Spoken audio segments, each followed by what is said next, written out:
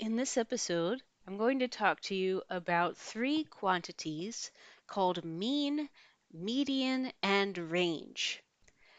First up, let's talk about the mean. The mean is also known as the average of a collection of numbers. If you have a bunch of numbers and you're asked to calculate the average of those numbers, then you start by adding all the numbers together.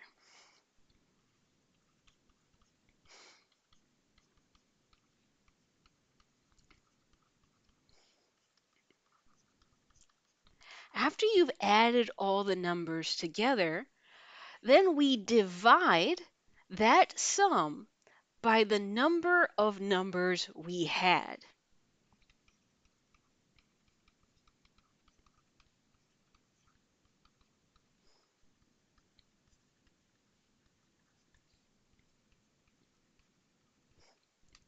Let me explain to you what I mean in a specific example.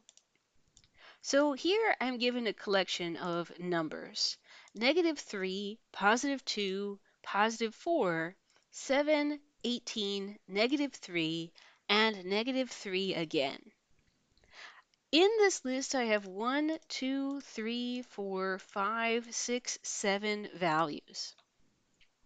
So what I'm going to do to calculate the average is I'm going to take these 7 values and I'm going to add them all together.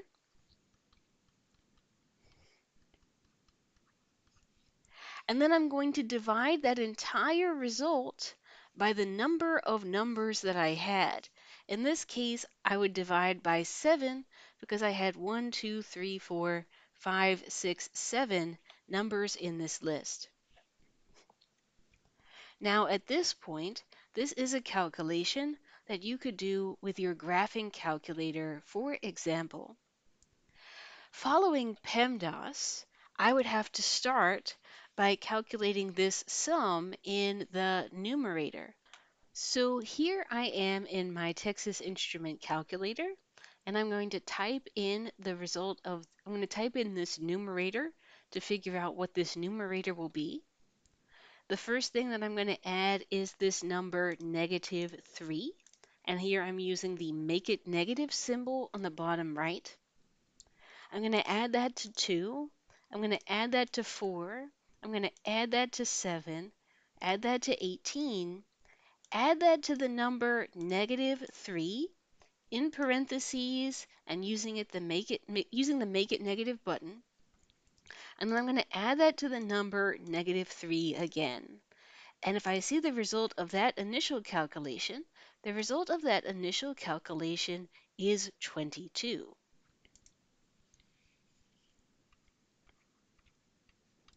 Then I just have to divide 22 by 7.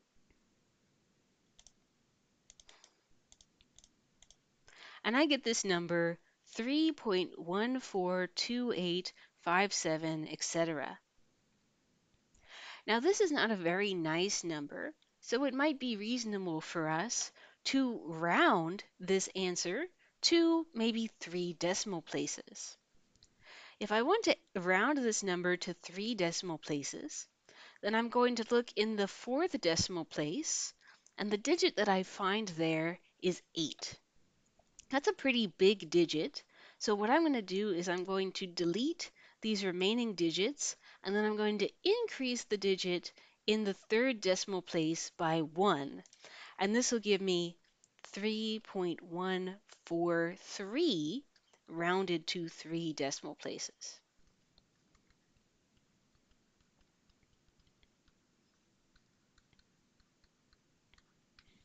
You can also take the average of decimal numbers in exactly the same way. If I wanted to take the average of this collection of numbers, then all I would have to do is add the numbers together.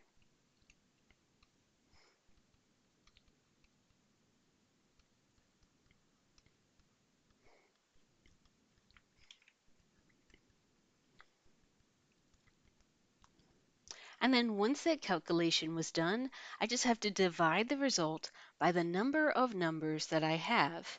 And here I have 1, 2, 3, 4, 5 values in the list.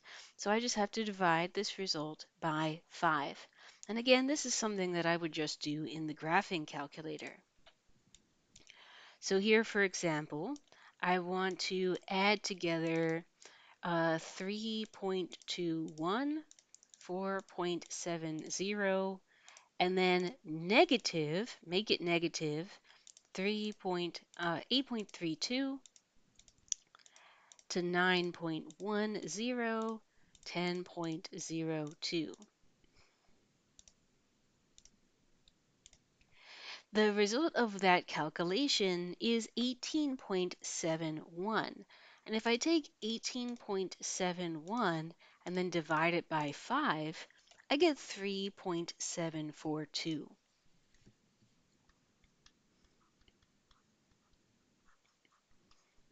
So what are averages used for? What do averages tell you?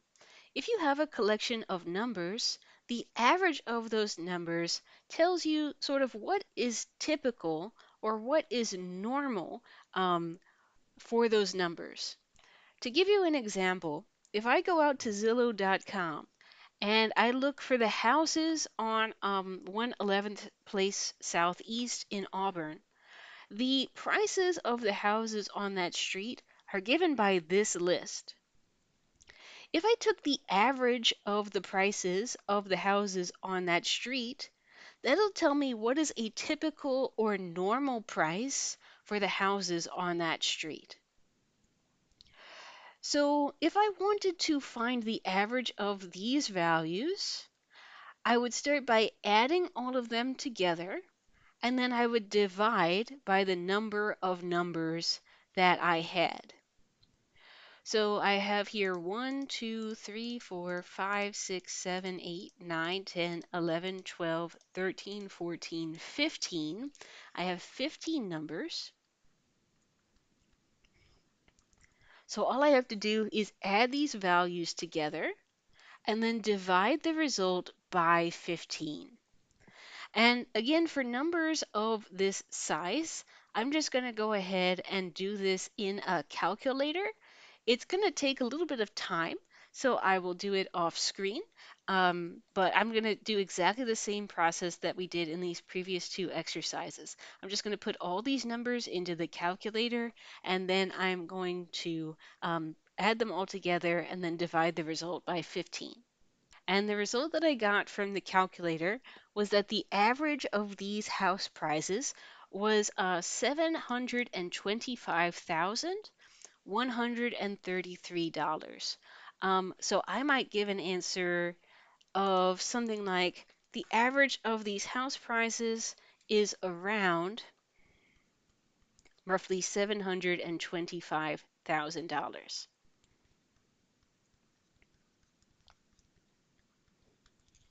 So this is the answer to the question, and the sort of meaning, the interpretation of this answer would be if you're planning to buy a house in Auburn on this particular street, you should expect to pay around $725,000 for that house.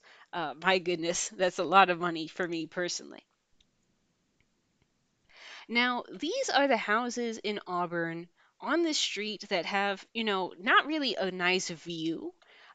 These houses are just looking at each other, so they have a view of what their neighbor's yard is doing. But not very far from this street in Auburn is another street that has an absolutely beautiful view. Um, where you're looking over this fantastic valley full of trees. It's gorgeous. And so if you look at the prices of the houses that have a good view on this street in Auburn, then those prices are given by this list. And we can see already these are much higher prices that when we were dealing with before, right? These are prices that are typically in the millions as opposed to being in the thousands. Let's go ahead and calculate the average of these house prices that actually have the good view, and let's see what we find in the end. So here we have 1, 2, 3, 4, 5, 6, 7, 8, 9, 10, 11. 11 numbers in this list. So I'm going to go ahead and in the calculator, I'm going to add all of these values together. And then I'm going to divide the result of that sum by 11. Okay, the result that I got from that calculation was $973,454 and then some decimals after that. So I might give an answer in this situation of somewhere around $973,000 for the average of these house prices.